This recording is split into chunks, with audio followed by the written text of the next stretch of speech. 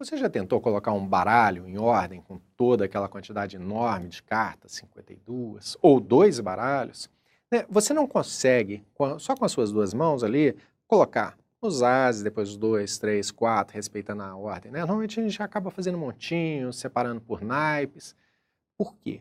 Porque essa ordenação ultrapassa a nossa capacidade manual e às vezes até cognitiva de fazer a ordenação de uma vez só. O que nós vamos ver agora é mais ou menos isso. Nós vamos ver a ordenação externa, que deve ser usada quando esse processo de ordenação que a gente já conhece em memória principal não puder ser feito porque ele estoura a capacidade do nosso computador. Né? Ou seja, quando eu tiver um volume de dados tão grande, mas tão grande, que eu não consigo transportá-lo para a memória principal para usar um algoritmo como Quicksort, MeshSort, HeapSort, qualquer um daqueles que a gente já conhece de outras disciplinas.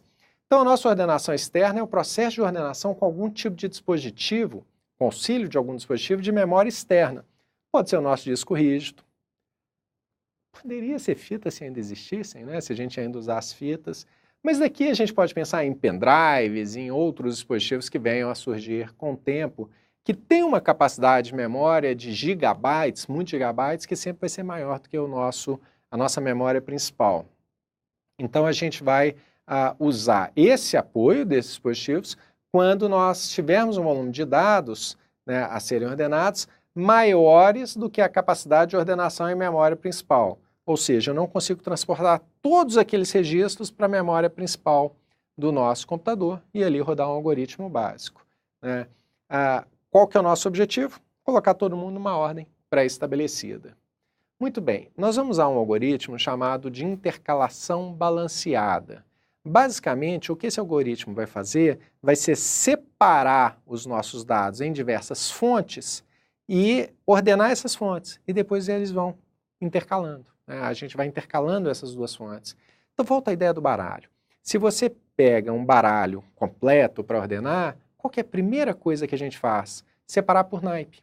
Aí você ordena os naipes e depois ajunta o baralho.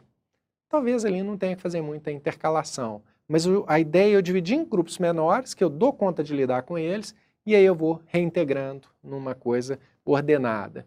É isso que a gente vai ver. Só que nós vamos usar uma quantidade de fontes que aqui eu vou chamar de caminhos.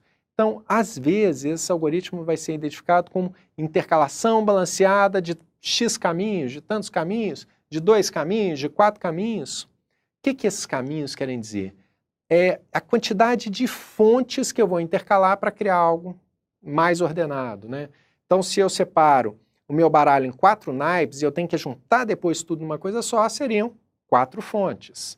Aqui a gente vai poder escolher baseado no dispositivo que a gente usar. Se eu usar um conjunto de HDs externos para fazer a ordenação, depende de quantos HDs externos eu tenho. Né? Se eu quiser usar fitas, se você conseguir achar alguma fita para usar, depende de quantas fitas eu tenho. Nós estamos aprendendo, nós vamos fazer tudo num único HD, em um único HD, e aí a gente vai poder escolher quantos arquivos eu vou usar naquele mesmo HD. Só que a gente perde um pouco da eficiência. O ideal seria eu ter essas fontes em dispositivos diferentes para evitar aquela movimentação insana do ponteiro que vai para o início do arquivo, vai para o fim do arquivo, que a gente já viu lá na parte de memória secundária. Muito bem. Então, o meu algoritmo ele se organiza em 2 etapas. A primeira é essa tal distribuição dos meus registros em várias fontes, fontes que eu consigo ordenar, né, sem muito problema, e depois eu vou fazer a intercalação, algo muito parecido com os algoritmos do tipo merge sort, que você já viu. Eu vou intercalando aqueles pedaços menores dentro de uma coisa mais ordenada. Vou repetir nesse processo até eu ter o arquivo inteiro ordenado. Numa representação gráfica, a gente pode imaginar essa estrutura. Então, eu tenho aqui meu arquivo de dados original, né? Eu vou tirar desse arquivo blocos que eu consigo ordenar em memória. Então, eu tiro 10 mil registros, 50 mil registros, 100 mil registros, uma quantidade que eu consigo carregar em memória e usar um algoritmo como o Quicksort. Esse bloco ordenado eu escrevo numa fonte, num arquivo temporário, num primeiro conjunto de estruturas separadas para eu poder fazer a intercalação. Depois eu tiro um segundo bloco, também do mesmo tamanho. Escrevo num segundo arquivo temporário, numa segunda fonte. Tiro um terceiro bloco, escrevo numa terceira fonte. Aí eu vou ver quantos arquivos temporários eu vou usar e vou escrevendo cada bloco num deles. Quando eu chegar no último arquivo, o que eu faço? Eu tiro mais um bloco do meu arquivo original e ponho no fim da fonte 1, e depois da fonte 2, depois da fonte 3, depois da fonte 4, até chegar na fonte M. Se ainda tiver mais dados, eu vou inserindo de novo no fim da fila. Então eu teria uma estrutura parecida com essa. Eu tenho um bloco ordenado para cada um desses arquivos, né? Então deixa eu fazer uma representação diferente. Depois, tem mais arquivo? Tem, vou encaixando na frente, né? Tem mais ainda dados lá no arquivo original? Sim. Joga em memória, ordena em memória, escreva esse bloco aqui na frente, até eu esgotar todo o meu arquivo original. Mas o que isso vai me levar a ter? Várias fontes, vários arquivos temporários que têm blocos ordenados ali dentro, tem segmentos ordenados, mas o arquivo não está todo ordenado.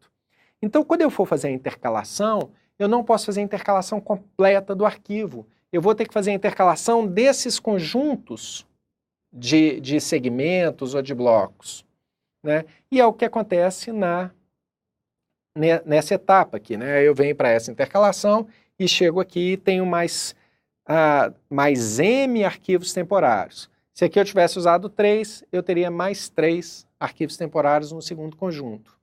A cada vez que eu fizer essa operação, todo esse conjunto aqui que foi intercalado, né? Então esse processo de intercalação pega este e este blocos e intercala aqui na fonte M mais 1.